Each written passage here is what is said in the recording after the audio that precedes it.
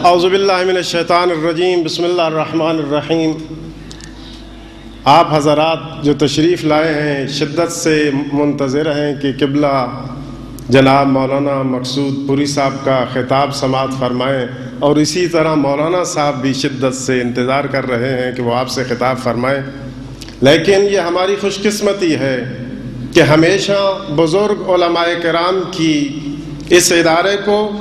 جامعہ جعفریہ، مرکز افکار اسلامی اور ہم طلباء کو ان بزرگان کی سرپرستی حاصل رہی ہے، اور انہی بزرگان کی سرپرستی میں مرکز افکار اسلامی نے پاکستان میں اور بلکہ پاکستان سے باہر بھی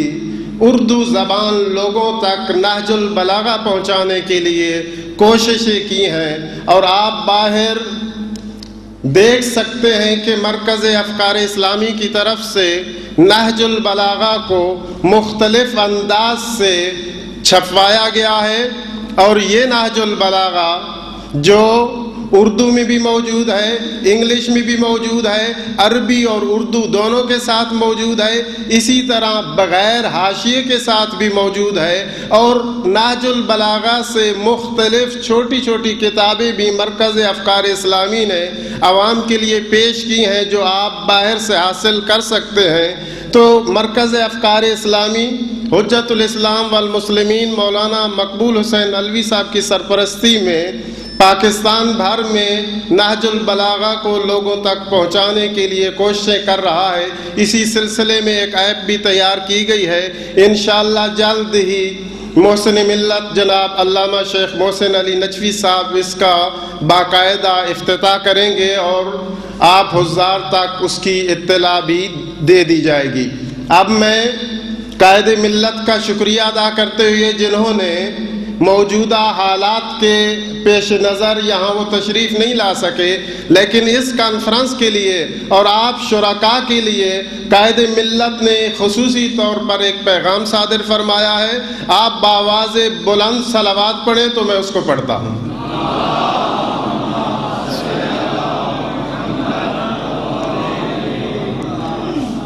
بسم اللہ الرحمن الرحیم۔ تعلیمات نہج البلاغہ کانفرنس قائد ملت جعفریہ پاکستان علامہ سید ساجد علی نقوی کا پیغام۔ مرکز افکار اسلامی جناب مولانا مقبول حسین علوی صاحب کی سرپرستی اور سرکردگی میں ان کے رفقا کی کاوشوں سے گزشتہ کئی سالوں سے علمی اور تحقیقی شعبوں میں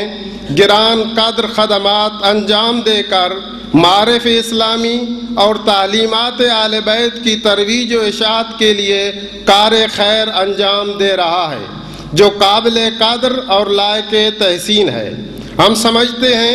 اس سلسلہ خیر کو یوں ہی آگے بڑھاتے ہوئے مکتب تشیع کے روشن چہرے کو زیادہ واضح اور اجاگر کیا جائے، اور سادہ اور اہم و فہم انداز اپنا کر معاشرہ کی اصلاح کا عظیم فریضہ انجام دیا جائے، کیونکہ موجودہ دور میں جب انسان اور انسانیت فکری انتشار اور بے شمار مسائل و مشکلات سے دوچار ہے، ان سے نجات اور چھٹکارے کا حل تعلیمات محمد و آل محمد کے سوا اور کچھ نہیں۔ لہٰذا ان حالات میں کتاب ہدایت قرآن کریم اور وارثان قرآن یعنی اہل بیت اطہار علیہم السلام کی تعلیمات کو عام کرنا اور لوگوں کو ان سے روشناس کرانا نہایت ضروری ہے۔ چنانچہ اسی حوالے سے تعلیمات نہج البلاغہ کانفرنس کا انعقاد مستحسن اقدام اور دور حاضر کی ضرورت اور تقاضوں کے مطابق ہے، کیونکہ انسان کی انفرادی اور اجتماعی ضرورتوں کا حل نہج البلاغہ سے حسین اسلوب میں بیان کیا گیا ہے۔ امیر المومنین حضرت علی ابن ابی طالب کے معروف قول صلوات پڑھے بر محمد و آل محمد۔ معروف قول کہ جس میں حضرت فرماتے ہیں پیغمبر اکرم نے مجھے ایسے علم ودیت فرمایا جیسے پرندہ اپنے بچے کو دانہ دیتا ہے، یا اسی طرح نبی مکرم کے اس فرمان القرآن مع علی و علی مع القرآن کی روشنی میں یہ بات بجا طور پر کہی جا سکتی ہے کہ انسان کی رہبری اور ہدایت کی خاطر جو موضوع قرآن کریم میں آیا یہ کلام اس کی سب سے بہتر تفسیر ہے۔ یہی وجہ ہے کہ کہنے والوں نے ورطہ حیرت میں ڈوب کر کہا کلامہ تحت کلام الخالق و فوق کلام المخلوق۔ حضرت کے کلام کا اگر بغور مطالعہ کیا جائے تو آپ دیکھیں گے کہ جیسا انداز جہان بانی اس نے پیش کیا، کیا ایسا انداز اور کہیں نہیں ملتا۔ یہاں میں خاص طور پر اپنی نئی اور نوجوان نسل کو متوجہ کرنا چاہوں گا کہ اگر آپ نے افراط و تفریط سے پاک دین اسلام کو اختیار کرنا ہے تو آپ کو نہج البلاغہ کا طالب علم بننا ہوگا۔ نہج البلاغہ کی صورت اس عدیم النظیر اور بے مثال علمی خزانے نے ایک طرف تو رہتی دنیا تک انسانوں کو توحید شناسی کی تعلیم دی تو دوسری جانب معاملات سے آگاہی شعور عطا فرمایا۔ امام المتقین کا کلام ان کی حیات طیبہ، سیرت و کردار، اصلاحات و اقدامات کی بین دلیل ہے۔ امیر المومنین کی ذات مجموعہ کمالات تھی، ان کی فضیلت اور خصوصیات پر قرآنی آیات اور احادیث پیغمبر گرامی قدر اتنی زیادہ ہیں کہ ان کا احاطہ نہیں کیا جا سکتا۔ قرآنی تعلیمات اور سنت رسول کی عملی تعبیر کا مشاہدہ آپ کی سیرت عالیہ میں دیکھا جا سکتا ہے۔ آپ انسانی اخلاق اور فضائل و کمالات میں انسان کامل تھے، لہٰذا ان کی زندگی کا ہر پہلو کمال کے متلاشی انسانوں کے لیے چراغ راہ ہے۔ چنانچہ قرآن اور سنت پر ایمان رکھنے والوں کو یہ دونوں چیزیں سیرت علی میں تلاش کرنی چاہیے۔ دور حاضر میں تعلیمات نہج البلاغہ سے استفادہ نہایت لازم اور ناگزیر ہے، اس لیے حضرت علی ابن ابی طالب کے تصور اسلام کو اجاگر کرنے کی ضرورت ہے، جس تصور اسلام کی بنیاد آپ نے انفرادی اور اجتماعی زندگی میں انتہائی اہم، حساس اور دورس اقدامات کیے، اور زندگی کے سیاسی، معاشی، معاشرتی اور عمومی اخلاق کے میدانوں میں جو نقوش چھوڑے ہیں ان کے گہرے مطالعے کی ضرورت ہے، تاکہ امیر المومنین علیہ السلام کے اقدامات کی روشنی میں گمبھیر معاشرتی مسائل کا عصری تقاضوں کے مطابق حل نکالا جا سکے۔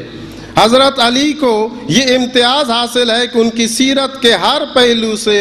ہر انسان استفادہ کر سکتا ہے۔ ایک عام مزدور سے لے کر ایک با اختیار حکمران تک تمام کے لیے نمونے آپ کی پاکیزہ حیات میں نظر آتے ہیں، جبکہ ذاتی زندگی میں ایک فرما بردار بیٹے اور وفادار بھائی، ذمہ دار شوہر اور قابل تقلید باپ کی حیثیت سے آپ کا عمل ہمارے لیے نمونہ عمل ہے۔ لہٰذا ہمیں اپنی انفرادی اور اجتماعی زندگی میں امیر المومنین کی سیرت پاک سے استفادہ کرنا چاہیے اور اس سے ہمیں درس لے کر اپنی دنیاوی اور اخروی زندگی کے لیے نجات کا سامان پیدا کرنا چاہیے۔ میں ایک بار پھر تعلیمات نہج البلاغہ کانفرنس کے منتظمین کی حوصلہ افزائی کرتا ہوں اور ان کی توفیقات خیر میں مزید اضافے کے لیے دعا گو ہوں، اور حاضرین سے بجا طور پر توقع کرتا ہوں کہ اس کانفرنس سے بھرپور استفادہ کریں گے اور خاص طور پر نسل نو اپنی فکری اور عملی تربیت کے لیے اس سے مستفید ہوگی۔ والسلام علیکم ورحمۃ اللہ۔ قائد ملت اسلامیہ علامہ سید ساجد علی نقوی اور دیگر بزرگ علماء کرام کی صحت و سلامتی کے لیے بلند تر صلوات۔